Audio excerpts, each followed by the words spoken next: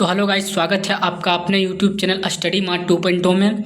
तो बच्चों, आज हम बताने वाले हैं ITI इलेक्ट्रीशियन ट्रेड का मोस्ट VVI क्वेश्चन पेपर, जबकि आपके एग्ज़ाम में 100% आ सकता है। आप लोग देख सकते हैं यहाँ पर लिखा भी है क्या कि electrician theory most VVI question.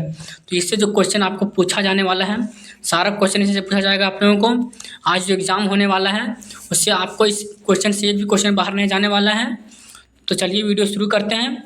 और अगर आप लोगों को वीडियो अच्छा लगेगा तो वीडियो को लाइक कर दीजिएगा, एक बार से कमेंट कर दीजिएगा और चैनल को सब्सक्राइब कर दीजिएगा। तो चलिए वीडियो स्टार्ट करते हैं। तुम्हारा फर्स्ट क्वेश्चन क्या बोल रहा है कि 3 फेज वाट मीटर विधि में वाट मीटर के ऋणात्मक पाठ्यांक देने पर आप धनात्मक पाठ्यांक कैसे प्राप्त करेंगे, सो पूछ रहा है। क्या बोल रहे हैं कि अगर कोई वाट मीटर है और ऋणात्मक पाठ्यांक दे रहा है, ठीक है ना, तो क्या बोल रहा है कि आप उसमें धनात्मक पाठ्यांक कैसे प्राप्त करेंगे, सो पूछ रहा है यहाँ पर। तो इसके लिए ऑप्शन की ओर सबसे पहले हम इसका फर्स्ट ऑप्शन क्या बोल रहा है मेरे पास कि आगत सिरों के संयोजन आपस में बदलने पर, मतलब सिरों को बदलने पर भी मैं क्या बोल रहा है।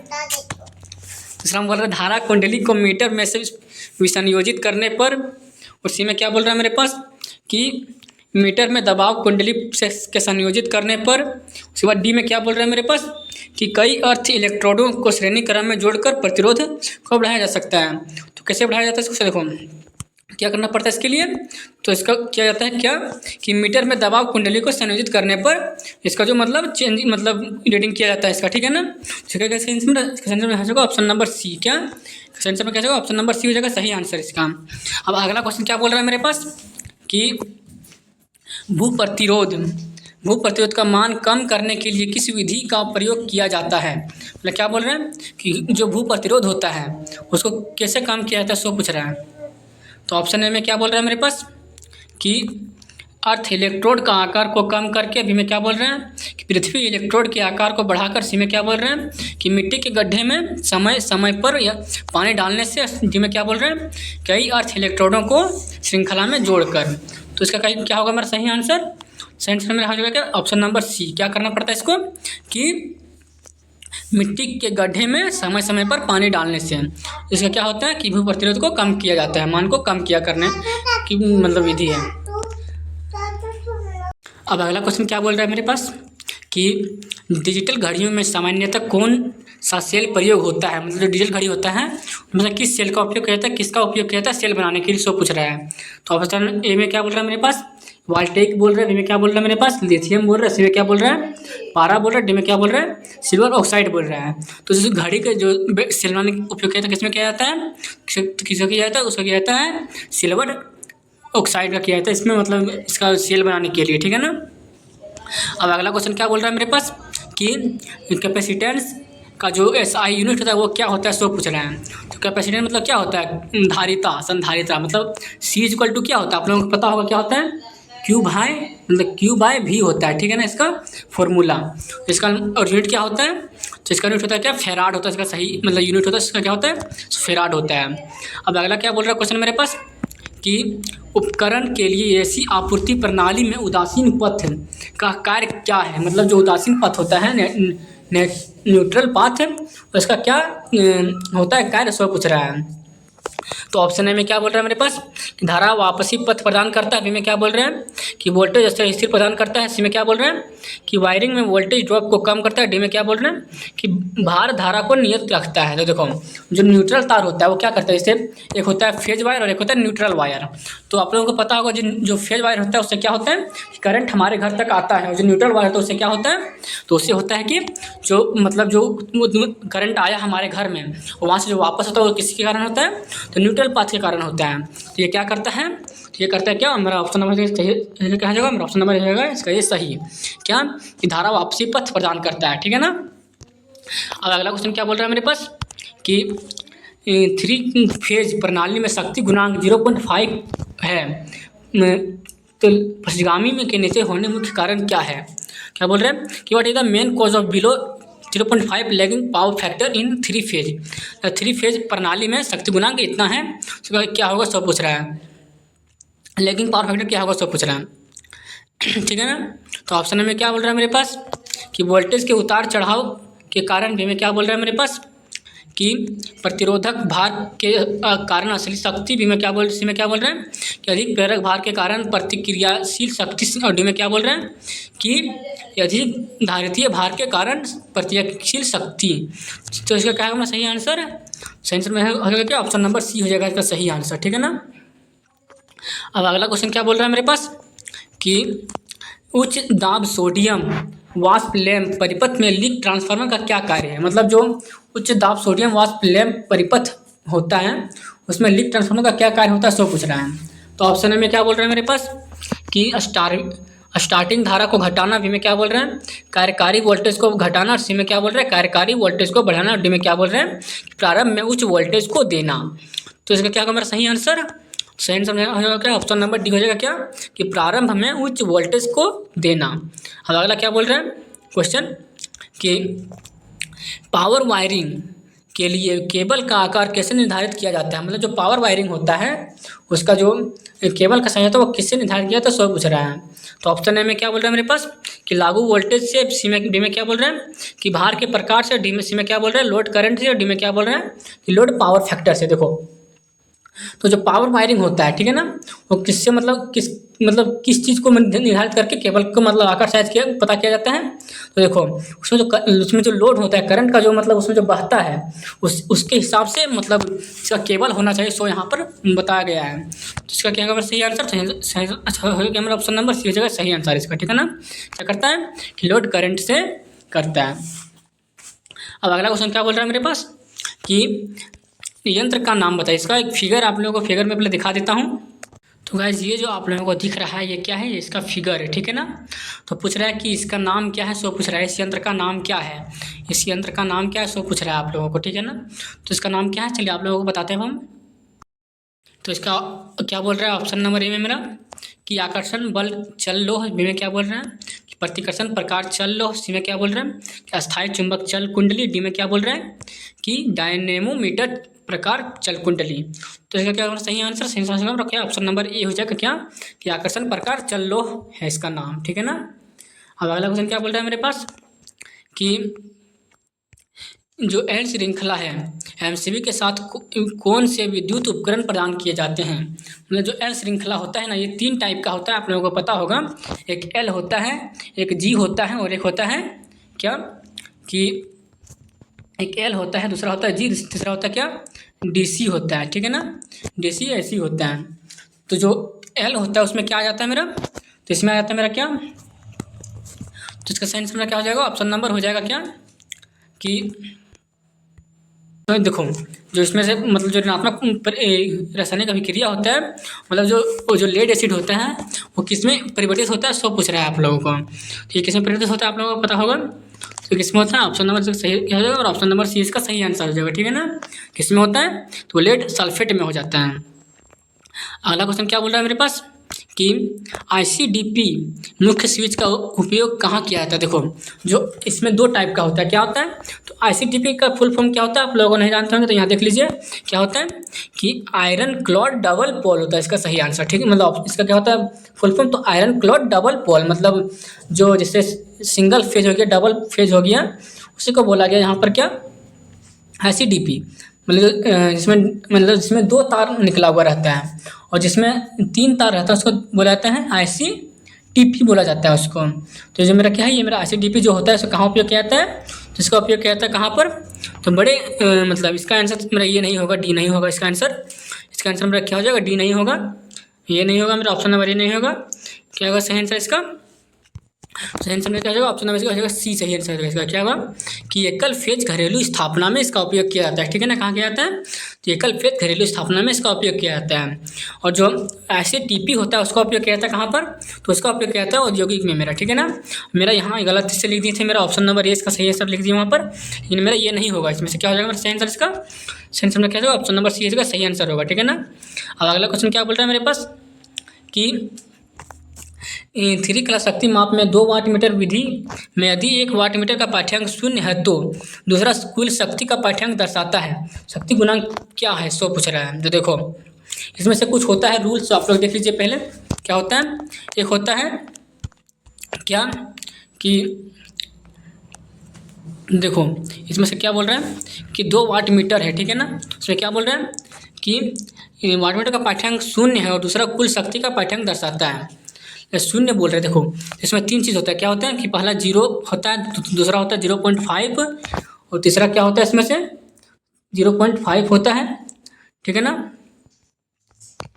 और तीसरा होता है क्या, यूनिटी होता है। तो देखो जो होता है 0 वाला उसमें क्या होता है कि दोनों बराबर रहता है। जो वाट मीटर W1 W2 मेरा होता है वो क्या होता है, दोनों बराबर होता है। लेकिन इसमें क्या होता है कि जो क्या होता है कि इसमें मेरा क्या होता है ऋणात्मक होता है, ठीक है ना। एक ऋणात्मक एक धनात्मक होता है एक। और जो दूसरा में होता है मेरा 0.5, इसमें क्या होता है मेरे पास, तो देखो इसमें मेरा क्या होता है, तो इसमें से क्या होता है सो देखो, तो इसमें से क्या बोला जाता है ना कि जो इसमें होता है सो क्या होता है कि जो W1 होता है वो क्या होता है इसके मतलब होता है सो छोड़ो इस सब। इसका क्या होगा सही आंसर मेरा, तो इसके सही आंसर में क्या हो जाएगा, ऑप्शन नंबर हो जाएगा क्या, तो ए हो जाएगा सही आंसर। इसका क्या हो जाएगा 0.5 हो जाएगा इसका सही आंसर। अब अगला क्वेश्चन क्या बोल रहा है मेरे पास कि ओम प्रति डिग्री सेंटीग्रेड के प्रतिरोध में परिवर्तन को कौन सा परिभाषित करता है। मतलब क्या बोल रहे हैं कि ओम प्रति डिग्री सेंटीग्रेड मतलब डिग्री सेल्सियस में प्रतिरोध में परिवर्तन को कौन सा परिभाषित करता है, सो पूछ रहा है। तो ऑप्शन में क्या दिया मेरे पास, तापमान प्रभाव, बी में क्या बोल रहा है तापमान के नियम, और सी में क्या बोल रहा है तापमान नियतांक, और डी में क्या बोल रहा है मेरे पास तो तापमान गुणांक बोल रहा है। तो इसका क्या सही आंसर मेरा ऑप्शन नंबर डी का सही आंसर, ठीक है ना। क्या हो जाएगा सही आंसर इसका, तो इसका ऑप्शन नंबर डी का सही आंसर हो जाएगा। क्या हो जाएगा टेम्परेचर कोफिशिएंट। अब अगला क्वेश्चन क्या बोल रहा है मेरे पास कि स्टार सिस्टम के केवीए में आभासी शक्ति की गणना कीजिए यदि लाइन धारा IL 16 एम्पियर है और 0.8 शक्ति गुणांक है। तो इसका क्या है सही आंसर, सब पूछ रहा है, इसको सॉल्व करना है आप लोग। तो इसको आप लोग सॉल्व कर लीजिएगा। तो मैं आप लोगों को इसका आंसर बता देता हूँ क्या सही आंसर इसका, सही आंसर क्या होगा इसका, तो ऑप्शन नंबर बी हो जाएगा क्या 11.5 किलोवाट एम्पियर। अगला क्वेश्चन क्या बोल रहे हैं कि उपकरण की अर्थिंग की सिस्टम के अलग क्यों है। जो उपकरण अर्थिंग होता है तो वो तुलना में सिस्टम अर्थिंग अलग क्यों है, सो पूछ रहा है। देखो इसमें जो 2 टाइप का होता है आप लोगों को यहाँ दिख रहा है क्या कि पहला उपकरण अर्थिंग, दूसरा बोल रहा है सिस्टम अर्थिंग। तो ये दोनों ये मतलब इससे अलग है क्यों, सो पूछ रहा है। तो क्यों अलग, सो देखो पहले आपने तो ऑप्शन में क्या बोल रहा है मेरे पास कि यह केवल मनुष्य की रक्षा करता है, बी में क्या बोल रहा है ये सही परिपथ दोषों में बचाता है, इसमें क्या बोल रहा है कि धारा वाहक चालकों से संबंधित है, डी में क्या बोल रहा है यह गैर धारा वाहक धातुओं से संबंधित है। तो इसका क्या सही आंसर मेरा सही आंसर ऑप्शन नंबर बी हो जाएगा सही आंसर इसका, ठीक है ना। क्या हो जाएगा सही आंसर इसका ऑप्शन नंबर 20 का सही आंसर हो जाएगा। अब अगला क्वेश्चन क्या बोल रहा है कि सही परिपथों में दोषों से बचाता है, ठीक है ना। अब अगला क्वेश्चन क्या बोल रहा है मेरे पास कि परमिएबिलिटी में परिवर्तित के होने का कारण क्या है। मतलब जो परमिएबिलिटी में जो चेंजिंग होता है वो किस चीज़ के कारण होता है, सो पूछ रहा है, ठीक है ना।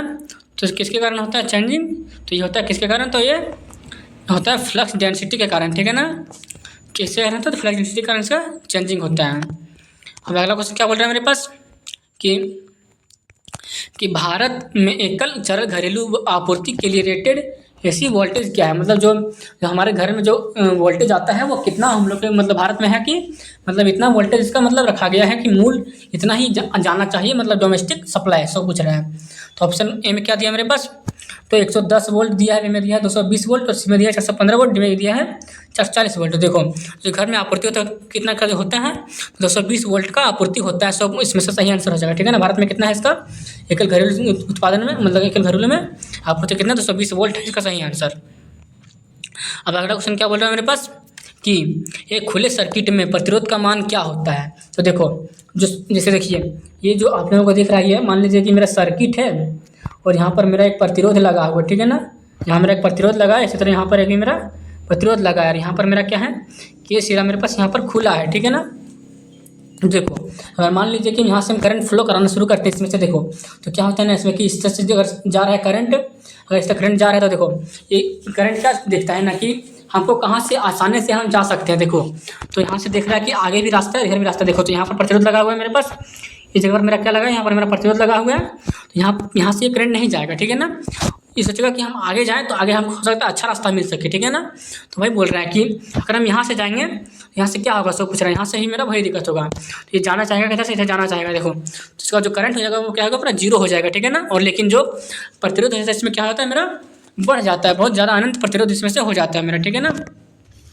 खुला प्रतिरोध में क्या होता है मेरा कि अनंत प्रतिरोध हो जाता है, लेकिन जो करंट होता है वो क्या होता है मेरा, वो जीरो हो जाता है मेरा पर यहाँ पर आकर के, ठीक है ना। यहाँ क्या होता है मेरा जीरो हो जाता है करंट आकर के। तो इसका क्या है सही आंसर, आंसर में क्या होगा, ऑप्शन नंबर डी हो जाएगा क्या, अनंत।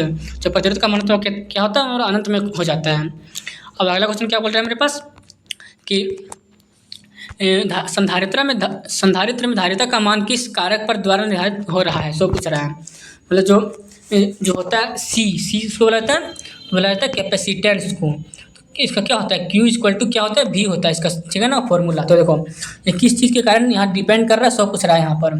तो ऑप्शन ए में क्या दिया मेरे पास, area of the plate, B में क्या बोल रहे हैं कि शेप ऑफ द प्लेट, और सी में क्या बोल रहे हैं कि मटेरियल ऑफ द प्लेट, और जी में क्या बोल रहे हैं प्लेटों की मोटाई पर, मतलब थिकनेस ऑफ द प्लेट। ये किस कारण पर डिपेंड करता है, ये करता है किसी कारण, तो प्लेटों के क्षेत्रफल ये डिपेंड करता है, ठीक है ना। किसी पर करता है तो प्लेटों के मतलब क्षेत्रफल ये डिपेंड करता है, ठीक है ना। अगर हम प्लेटों का मान बढ़ाते हैं तो कैपेसिटेंस का मान हमारा घट जाता है, ठीक है ना। अब अगला क्या बोल रहा है क्वेश्चन मेरे पास कि परमियंस की इकाई क्या होता है, मतलब जो परमियंस होता है उसका इकाई क्या होता है, सो पूछ रहा है, ठीक है ना। तो क्या होता है इसका, तो ऑप्शन में क्या बोल रहे हैं बस एम्पियर टर्न में बोल रहे हैं, बी में क्या बोल रहे हैं वेबर पर एम्पियर टर्न, सी में क्या बोल रहा है एम्पियर टर्न पर वेबर, डी में क्या, इसमें डी में क्या बोल रहा है वेबर पर स्क्वायर मीटर। देखो तो क्या होता है इसका सही आंसर, सही आंसर क्या ऑप्शन नंबर इसका बी, क्या किसका क्या होता है यूनिट, तो वेबर पर एम्पियर टर्न होता है, ठीक है ना। अब अगला क्वेश्चन क्या बोल रहा है मेरे पास कि कौन सी 3 कला प्रणाली में फेज वोल्टेज को मापने के लिए कृत्रिम उदासीन तार की आवश्यकता होती है। तो क्या बोल रहे हैं कि ना 3 फेज सिस्टम में आर्टिफिशियल न्यूट्रल जो लगाया जाता है वो किस में लगाया जाता है, उसको पूछ रहा है। मतलब जो कृत्रिम लगाया जाता है उदासीन तार को वो किस में लगाया जाता है, देखो तो ये किस में लगाया जाता है मेरा, ये मेरा डेल्टा में लगाया जाता है, ठीक है ना। किस में लगाया जाता है मेरा, ये मेरा डेल्टा संयोजन में लगाया जाता है। तो देखो मेरा फर्स्ट ऑप्शन में क्या बोल रहा है मेरे पास 3 तार स्टार संयोजित सिस्टम, बी में क्या बोल रहा है मेरे पास 4 तार स्टार संयोजित सिस्टम, जिसमें क्या बोल रहे हैं 3 तार डेल्टा संयोजन सिस्टम, और डी में क्या बोल रहा है 4 तार डेल्टा संयोजित सिस्टम। इसका क्या है सही आंसर मेरा, सही आंसर में क्या होगा ऑप्शन नंबर जाएगा सी, क्या कि 3 तार डेल्टा संयोजित सिस्टम। अब अगला क्वेश्चन क्या बोल रहा है मेरे पास कि चुंबकीय क्षेत्र में रखी गई आसपास के धातु पर क्या प्रभाव पड़ता है। देखो तो क्या प्रभाव पड़ता है इसमें से, देखो मान लीजिए कि ये मेरा कंडक्टर है, ठीक है ना, ये मेरा क्या है मेरा कंडक्टर है, और यहाँ से मेरा इस तरह से इसमें से मैग्नेटिक जो लाइन होता है वो मेरा मतलब जा रहा है, ठीक है ना। तो देखो जब हम किसी मैग्नेट को यहाँ पर लाते हैं, ठीक है ना, यहाँ क्या होता है यहाँ पर एक मतलब बल उत्पन्न होता है, ठीक है ना। और उसमें क्या होता है वो बल मेरा लॉस बल होता है, मतलब वो मेरा काम का नहीं होता है। ये क्या बनता है मेरा, तो इसी को क्या बोला जाता है मेरा एडी करंट बोला जाता है, क्या बोला जाता है इसको, उसको एडी करंट बोला जाता है, ठीक है ना। तो एडी करंट मेरा दिया है ऑप्शन में, देख लीजिए तो इसका क्या होगा मैं सही आंसर, तो सही आंसर होगा ऑप्शन नंबर सी, क्या एडी करंट। अब अगला क्वेश्चन क्या बोल रहा है मेरे पास कि आग बुझाने में स्टार्विंग क्या है, मतलब जो स्टार्विंग होता है उसका काम क्या होता है। देखो तो आप लोगों को मैं बता देता हूँ कि जो देखिए ये इस तरह का होता है, मान लीजिए देखो इसमें से पहला जो होता है वो क्या होता है मेरा, इसमें 3 टाइप का होता है मेरा, मतलब जो इसमें पहला बोला जाता है मतलब जो इसमें से स्टार्विंग होता है पहला। दूसरा क्या होता है, देखो जो स्टार्विंग होता है उसका क्या काम होता है, ये क्या करता है हमारा, ये अग्नि से ईंधन को अलग करता है, ठीक है ना। क्या करता है ये अग्नि से ईंधन को अलग करता है। तो इसका क्या होगा सही आंसर, सही आंसर में क्या जाएगा ऑप्शन नंबर जाएगा क्या, तो ये इसका सही आंसर रहेगा। लेकिन देखो जो क्या होता है कि जो वाटर को अलग करता है उसको क्या बोला जाता है, उसको जो क्या बोलते हैं दूसरा में कि using water the cool off fire. देखो तो जो कूलिंग जो मतलब जो अग्नि से ईंधन अलग करता है, नहीं इसका ये ऑप्शन गलत दिया है यहाँ पर। क्या बोल रहे हैं कि हम अगर उसमें से अगर पानी दे देते हैं तो उसको क्या बोला जाता है, उसको कूलिंग बोला जाता है, ठीक है ना, ठीक है ना। हीट को अगर निकाले उसको क्या बोला जाता है, उसको कूलिंग बोला जाता है। लेकिन देखो तीसरा में क्या बोल रहे हैं कि हमें fuel element from the fire, अगर हम उसमें से तापमान कम करने, ठीक है, अगर हम ऑक्सीजन की आपूर्ति को कम कर देते हैं उसको क्या बोला जाता है, उसको बोला जाता है स्मूथरिंग बोला जाता है, उसको क्या बोला जाता है, उसको स्मूथरिंग बोला जाता है, ठीक है ना। ये आप लोग तीनों याद रखिएगा, इस तीनों में से कोई भी आपको क्वेश्चन पूछ दे सकता है, ठीक है ना। अब अगला क्वेश्चन क्या बोल रहे हैं मेरे पास कि 200 वाट और 250 वोल्ट रेटेड लैंप में गण प्रतिरोध की गणना करें। तो इसके गण प्रतिरोध का हमको गणना करना है, मतलब हमको आर निकालना है इसमें से। तो इसका आप लोग सॉल्यूशन कर लीजिएगा। तो आप लोगों को मैं इसका आंसर बता दूँ क्या होगा। तो ऑप्शन में क्या बोल रहा है मेरे पास 31.25 ओम, सी में क्या बोल रहा है, बी में 62.5 ओम, और सी में क्या बोल रहा है 312 और डी में क्या बोल रहा है 125 ओम। देखो तो इसका जो आंसर होगा क्या होगा मेरा, ऑप्शन नंबर होगा सी, क्या 312 ओम, 312.5 ओम। अब अगला क्वेश्चन क्या बोल रहा है मेरे पास कि यूजी केबल में मेटालिक सीट के ऊपर कौन सा प्रदान किया जाता है, मतलब इसमें से क्या प्रदान किया जाता है, मतलब जो मेटालिक सीट होता है। तो देखो आप लोगों को मतलब बता देना चाहता हूँ कि जो अगर मान लीजिए ये मेरा वायर है, तो इसमें से मेरा बहुत सारा भाग होता है, ये आप लोगों को पता ही होगा। इस तरह से इसमें से बहुत सारा इसमें से भाग होता है, ठीक है ना। तो देखो तो ये जो मेरा होता है इसमें से वो मेरा क्या होता है, सो देखो आप लोग पहले इसको मैं बता देना चाहता हूँ पहले इसके बारे में। तो देखो सबसे ऊपर में मेरा क्या होता है, सो देखो, लेकिन देखो यहाँ पर जो बोल रहा है कि मेटालिक सीट का, तो मेटालिक सीट का ये कौन करता है, इसका मतलब जो इसके ऊपर क्या प्रदान किया जाता है सो पूछ रहा है। तो इसके ऊपर किसका उपयोग किया जाता है, तो बीडिंग का उपयोग किया जाता है। इसका ऊपर किसका चेन इसके उपयोग होता है, किसका उपयोग किया जाता है, तो बीडिंग का किया जाता है।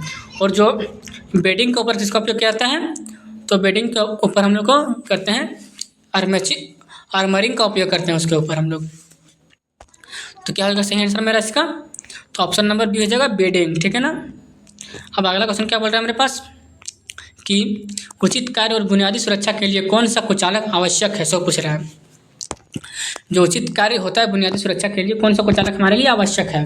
तो ऑप्शन में क्या बोल रहा है मेरे पास कि दोहरा कुचालक, बी में क्या बोल रहा है कार्यात्मक कुचालक, सी में क्या बोल रहा है प्रबलित कुचालक, और डी में क्या बोल रहा है कि पूरक कुचालक। तो इसका क्या होगा सही आंसर मेरा, सही आंसर क्या होगा मेरा ऑप्शन नंबर जाएगा क्या बी हो जाएगा कार्यात्मक कुचालक। अब अगला क्वेश्चन क्या बोल रहा है मेरे पास कि उचित कार्य और बुनियादी सुरक्षा के लिए कौन सा कुचालक आवश्यक है। देखो ये क्वेश्चन मेरा वही आ गया, फिर से सेम क्वेश्चन इसमें दे दिया गया है, ये वही क्वेश्चन है, सेम क्वेश्चन आप लोग देख लीजिए। अब अगला क्वेश्चन क्या बोल रहा है मेरे पास कि किस प्रकार के उपकरण का उपयोग वायु घर्षण डैम्पिंग के साथ किया जाता है। क्या बोल रहा है कि डैम्पिंग क्या होता है, किस में किया जाता है, सो पूछ रहा है फ्रिक्शन डैम्पिंग। तो ऑप्शन में क्या बोल रहा है मेरे पास तो चल कुंडली उपकरण, बी में क्या बोल रहा है चल लोह उपकरण, सी में क्या बोल रहा है प्रेरण प्रकार उपकरण, डी में क्या बोल रहा है डायनेमोमीटर प्रकार उपकरण। तो इसका क्या है सही आंसर मेरा, तो सही आंसर में क्या होगा ऑप्शन नंबर होगा बी, क्या चल लोह उपकरण में इसका उपयोग किया जाता है, ठीक है ना। अगला क्वेश्चन क्या बोल रहा है मेरे पास कि गूथे हुए कंडक्टर और ठोस कंडक्टर की तुलना में क्या फ़ायदा होता है। देखो तो क्या होता है इसमें, तो ये अधिक लचीला होता है, ठीक है ना। क्या होगा सही आंसर मेरा ऑप्शन नंबर 20 का सही आंसर हो जाएगा, ठीक है ना। अब अगला क्वेश्चन क्या बोल रहा है मेरे पास कि बैटरी आवेशक में फाइल सेलेक्टर स्विच का क्या कार्य है, सो पूछ रहा है, ठीक है ना। तो ऑप्शन में क्या बोल रहा है मेरे पास धारा रेटिंग का चुनाव, बी में क्या बोल रहा है आवेशन समय का चुनाव, और सी में क्या बोल रहा है वोल्टेज परास का चुनाव, और डी में क्या बोल रहा है कि आवेशन विधि का चुनाव। तो इसका क्या सही आंसर मेरा ऑप्शन नंबर सही आंसर इसका ए, क्या कि धारा रेटिंग का चुनाव करता है। अब अगला क्वेश्चन क्या बोल रहा है मेरे पास कि बैटरी चार्जर के फाइल सेलेक्टर स्विच का कार्य क्या है। वही क्वेश्चन फिर से यहाँ पर दे दिया गया है, सेम क्वेश्चन ये आ गया है, फिर से देख लीजिए आप लोग, रुकिए आप लोग देख लेते हैं एक बार वही क्वेश्चन है क्या, वही क्वेश्चन नहीं है, ये अलग क्वेश्चन है, ठीक है ना। नहीं वही क्वेश्चन है, सेम क्वेश्चन है, ये आप लोग देख रहे हैं सेम क्वेश्चन है ये, ठीक है ना। ये मेरा वही दे दिया क्वेश्चन, ये मेरा फिर से वही दे दिया गया है। अब अगला क्वेश्चन क्या बोला मेरे पास कि what is the unit of resistivity, प्रतिरोधकता की क्या इकाई है, सो पूछ रहा है। तो प्रतिरोधकता की इकाई क्या होता है आप लोगों को पता ही होगा, क्या होता है इसका ओम मीटर होता है, क्या हो जाएगा ओम मीटर का सही आंसर हो जाएगा, क्या ओम मीटर। अब अगला क्वेश्चन क्या बोल रहा है मेरे पास कि तो ट्रांसफार्मर के समानांतर संचालन के लिए कौन सी स्थिति बिल्कुल आवश्यक है। मतलब समांतर संचालन होता है दो ट्रांसफार्मर के बीच में, उसमें कौन सी स्थिति मेरा बिल्कुल मतलब सही सो पूछ रहा है। तो ऑप्शन में क्या बोल रहा है कि भार की प्रकृति, बी में क्या बोल रहा है शीतलन का प्रकार, सी में क्या बोल रहा है कला अनुक्रम, और डी में क्या बोल रहा है इस्तेमाल कुचालक फेज सीक्वेंस, सी में। तो क्या होगा सही आंसर मेरा, इसका ऑप्शन नंबर सी हो जाएगा सही आंसर, क्या कि फेज सीक्वेंस या कला अनुक्रम, इसका सही आंसर हो जाएगा। अब अगला क्वेश्चन क्या बोल रहा है मेरे पास कि पृथ्वी प्रतिरोध को मापने के लिए इलेक्ट्रोड को एसी की आपूर्ति करने का क्या कारण है। मतलब जो एसी आपूर्ति जो किया जाता है इलेक्ट्रोड में, वो क्यों किया जाता है प्रतिरोध मापने के लिए, सब पूछ रहा है। प्रतिरोध को मापने के लिए पृथ्वी में एसी इलेक्ट्रोड का उपयोग क्यों किया जाता है, सो पूछ रहा है। तो ऑप्शन में क्या बोल रहे हैं कि स्थिर विद्युत शील्ड प्रदान करें। बी में क्या बोल रहे हैं कि मीटर में कुंडली में कुछ रसित रखें। सी में क्या बोल रहे हैं कि मीटर में धारा का मान घटाना। और डी में क्या बोल रहे हैं कि विद्युत अपघट्य विभव बल। तो इसका क्या है सही आंसर मेरा? सही आंसर क्या होगा? ऑप्शन नंबर डी हो जाएगा। क्या कि avoid the effect of electrolytic EMF interference. अब अगला क्वेश्चन क्या बोल रहा है मेरे पास कि पीड़ित को बचाने हेतु तात्कालिक कदम उठाना चाहिए यदि वह अभी विद्युत शक्ति के स्रोत से संपर्क में है तो सर ऑप्शन में क्या बोल रहा है मेरे पास? ये क्वेश्चन आप लोगों को बहुत ही इंपॉर्टेंट होने वाला है। ये क्वेश्चन आप लोग जरूर करके जाइएगा। तो ऑप्शन में क्या बोल रहा है मेरे पास? हाथों द्वारा खींचे जा या धक्का दें। बी में क्या बोल रहे हैं कि अपने अधिकारी विद्युत झटके को बारे में जानकारी दें। इसमें क्या बोल रहे हैं कि किसी को उस व्यक्ति को छुड़ाने हेतु बुलाएं। डी में क्या बोल रहे हैं कि इस संयोजन को अलग करने शक्ति आपूर्ति बंद कर दें। अलग करने से पहले क्या करना है आप लोगों को? शक्ति आपूर्ति बंद कर देना है। सही से क्या होगा? ऑप्शन नंबर डी हो जाएगा। क्या कि संयोजन को अलग करके शक्ति आपूर्ति बंद कर दें। अब अगला क्वेश्चन क्या बोल रहा है मेरे पास कि लोह चल प्रकार के उपकरण की पहचान कैसे करेंगे? जो लोह चल होता है उसका आप लोग पहचान कैसे करेंगे, सो पूछ रहा है। तो ऑप्शन में क्या बोल रहा है मेरे पास कि कोई सिरा अंकन नहीं है, मतलब नो टर्मिनल मेकिंग। और बी में क्या बोल रहा है? टर्मिनल मेकिंग प्लस ओनली, मतलब केवल चिन्हित प्लस सिरे से। और सी में क्या बोल रहा है कि वन टर्मिनल कलर रेड, मतलब जो लाल रंग का एक सिरा होना चाहिए। और डी में क्या बोल रहा है? टर्मिनल मेथड प्लस और माइनस चिन्हित हो। तो इसका क्या है सही आंसर मेरा? ऑप्शन नंबर रहेगा सी। क्या कि लाल रंग का एक सिरा हो। अब अगला क्वेश्चन क्या बोल रहा है मेरे पास कि आप लोगों को क्या इसमें करना है? तो इम्पीडेंस कैलकुलेट करना है। आप लोगों को क्या करना है? इम्पीडेंस कैलकुलेट करना है। जिसमें आर मेरा दे दिया 5 ओम और बी में दिया है एक्सएल मेरा दे दिया है 36 ओम और एक्सी दे दिया है मेरा 24 ओम। तो आप लोगों को पता होगा जो इम्पीडेंस का फॉर्मूला तो वो क्या होता है? तो देखो जो इम्पीडेंस को किससे यूज किया था आप लोगों को पता होगा। तो इसको आप लोग जेड से यूज करते हैं। इसका फॉर्मूला क्या होता है कि जेड इक्वल टू क्या होता है इसमें से फॉर्मूला मेरा कि अंडर रूट होता है। क्या इसका अंडर रूट क्या होता है कि r square plus x l minus x y इसका फॉर्मूला होता है। तो ये आप लोगों को यहाँ फॉर्मूला आपको दिख रहा होगा। तो इसे आप लोग इसका सोल्यूशन कर लीजिएगा। तो इसका क्या होगा सही आंसर मेरा? तो ऑप्शन नंबर सी होगा। क्या 13 हो जाएगा सही आंसर इसका, ठीक है ना? 13 ओम से सही आंसर हो जाएगा। इसको आप लोग सॉल्व कर लीजिएगा। तो चलिए आज का वीडियो समाप्त करते हैं। और अगर आप लोगों को वीडियो अच्छा लगा होगा तो वीडियो को लाइक कर दीजिएगा और चैनल को सब्सक्राइब कर दीजिएगा ताकि हमारा वीडियो आपके पास हमेशा पहुँचते रहें। तो अगर आप लोगों को इसका PDF चाहिए तो हमारे व्हाट्सएप ग्रुप पर ज्वाइन कीजिए, जो कि आपको हमारे डिस्क्रिप्शन में मिल जाएगा। तो वहाँ से आप लोग ज्वाइन कर लीजिए और आप लोग हमको पर्सनल नंबर पर मैसेज कीजिए, जो आप लोगों को वहाँ पर ग्रुप में मिल जाएगा। तो आज का वीडियो समाप्त करते हैं। Thank you.